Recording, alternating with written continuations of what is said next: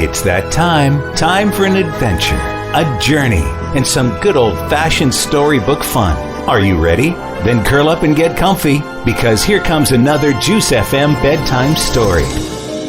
Hi, I'm Justice Doucette from the 89.7 Juice FM morning show. I'm going to read you a story today. This is the day my mom became a monster.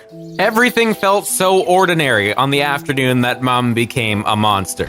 Hi boys, how was your day at school? Asked Mom. The boys didn't reply. They dropped their school bags in the middle of the kitchen, they kicked off their shoes and socks, and left them in little piles. It was a hot afternoon, and it felt so good to have their bare feet on the tiles. George plopped down into a chair. "Get me a scone, Mom," he said. Mom did not reply right away. Perhaps, in hindsight, her fingers gripped the kettle a little tighter, an animal instinct flaring up in her human body. Was there a moment when the inevitable mightn't have happened?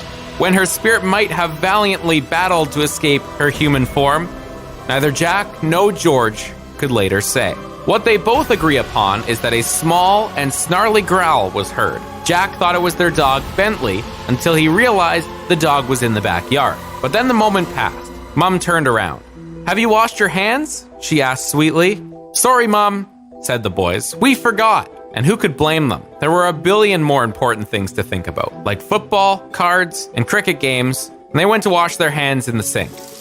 They splashed water everywhere. That was no problem. Mom was already standing beside them with a towel in her hand, ready to dry down the mess. It was uncanny how she was always able to tell when Jack and George would accidentally splash something or drop something. "Jack," whispered George. "What was it?" Jack followed his brother's eyes. Mom was still smiling, a towel in her hand, but there was something tight and strained about her smile. Something menacing about the way she'd held the cloth ready to wipe down the surfaces. George looked like he'd seen something dark in the tightness of her grin, in the strain of her eyes, as through an interior war waged beneath her skin. It was somehow beastly. Then Mom became herself once more. It was unnerving. "George, my sweet, is there something the matter?" Nothing," he stammered. "I didn't say anything." The two boys ate their scones very quietly now. Mom was normal while they ate, but when Jack poured his sugar on the scone instead of using a spoon, it spilt onto the table and the floor. Something twitched. Mom looked a strange shade of teal. They ate and drank more quickly. Milk was spilt and crumbs fell onto the table. "Let's get out of here," whispered Jack to George. They left their plates and cups where they were and escaped the kitchen, not bothering to pick up their school bags and tripping over their discarded socks. From the safety of their bedroom, they heard a sudden, almighty roar. The wild beast flailed in the kitchen for several long minutes. Saucepans banged, books were smashed. Jack and George peeked around the corner of the bedroom and saw their mother had grown wild feet and gnashing teeth. Her body had swelled to 3 times the normal size. There was hair everywhere in clumps on the floor, and trailing a path to the bathroom where a tap had been ferociously started, and a vigorous squeal of rubbing rang down the hall. It was terrifying.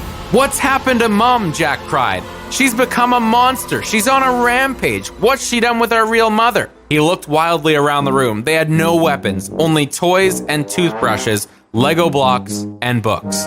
George took an encyclopedia and a pencil. Jack equipped himself with a pillow. Together, they opened the door a crack and carefully, ever so carefully, peeked their heads around the corner to smack right into Dad.